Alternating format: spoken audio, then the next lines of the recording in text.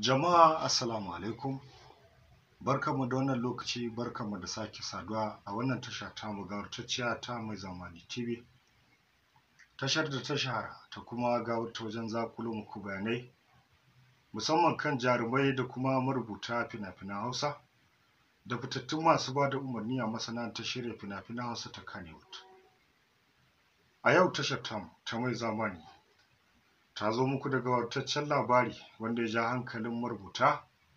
da kuma manya-manyan masu bibiyar shirya fina-finan Hausa a masana'antar shirya fina-finan ta Kannywood. Jarumar da ta shahara kuma labarin da ya fi kowanne ɗaukar hankali akan jarumar wato Bilkisu Shima ita ce a wannan satin ko mu ce a wannan makon labarin take matuƙar jan hankali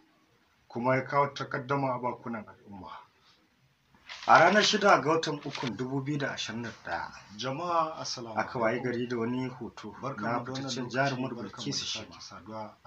hoton da ya ja hankali ya kuma kawo kace na ce a bakunan jama'a da dama. Tashar da ta shahara ta kuma gawurta wajen sanin duk wani mai kallon fina-finan Hausa da cewa da kuma marubuta fina-finan Bilkisu Shima na daga cikin manyan jarumai fitattu a wannan karni, kuma jarumar da ke da matuƙar take an wato matuƙar takara a masana'antar shirya fina-finan Hausa ta Kannywood. Bayanar hoton nata wanda ke bayyana wani sashe da ya haramta ga duk musulmin kirki ya gani ya jefa al'umma musamman masoyan gaskiya da ta jaruma Bilkisu Shima ta wata fuskar kuma ainihin wato za mu iya cewa al'umma na ganin baikin waɗanda ke takaddama kan hoton na jaruma, ganin hakan ba sabon abu bane ga duk kusan jaruman da suka shahara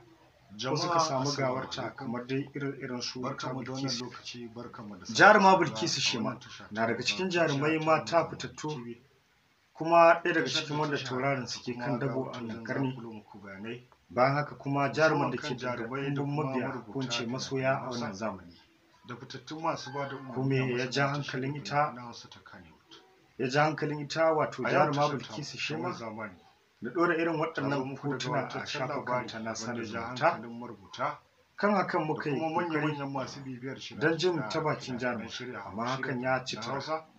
Amma mun alƙawarta al'umma musamman mabiya wannan tasha ta mu ta Mai Zamani cewa za mu zo muku da cikakkun bayanai daga bakin ita jarumar kai. Wani abin zurfafa tunani musamman akan jarumai mata na masana'antar shirya wasan kwaikwayo da yaren Hausa ga masana'antar Kannywood shine yadda kwanakin nan suke ainihin wato yayin jefa hotunan da za su haddasa kusan kamar mu ce kuce kan shafukan sada zumunta irin su Facebook, Instagram da Twitter, wanda ko a kwanan nan ɗaya daga cikin jaruman mata ta ɗora hoton da ya nemi haddasa kusa rikicin addini a arewacin ƙasar nan, kuma hakan ya kawo tarzoma da faɗin maganganu wanda suke da su dace da su jaruman mata ba, wanda ake kallon su kamar a matsayin malamai ta wata fuska daban don kawo gyara ga tarbiyya da kuma tsarin mu'amalar rayuwa daidai da addini da kuma al'adar mutum Bahaushe. Ko da yake sa jaruman ke amfani da ɗaukakarsu wajen aikata ire-iren waɗannan ɗabi'u, a shirinmu na gaba da yardar Allah za mu bayyana ra'ayoyinku kan haka. Jama'a masu saurare ko kuma mu ce masu kallon mu kai tsaye, kada dai a shafa wajen wato kokari wajen ci gaba da bibiyar shirye-shiryen mu a wannan tasha ta Mai Zamani TV tare da kokarin watsa ta ga al'umma don tabbatar da sun samu romo ko in ce sun shaki alfarma da arziki na basira da kuma hikimomi na bayanai musamman akan jarumai na masana'antar shirya fina-finan ta Kannywood, daraktoci masu ba da umarni da kuma fitattun marubuta duka dai a wannan tasha ta mu ta Mai Zamani TV. Kada a sha a danna subscribe, kana danna ƙararrawa ta sanarwa don da zarar mun ɗora sako kai tsaye so gare ta hanyar kilan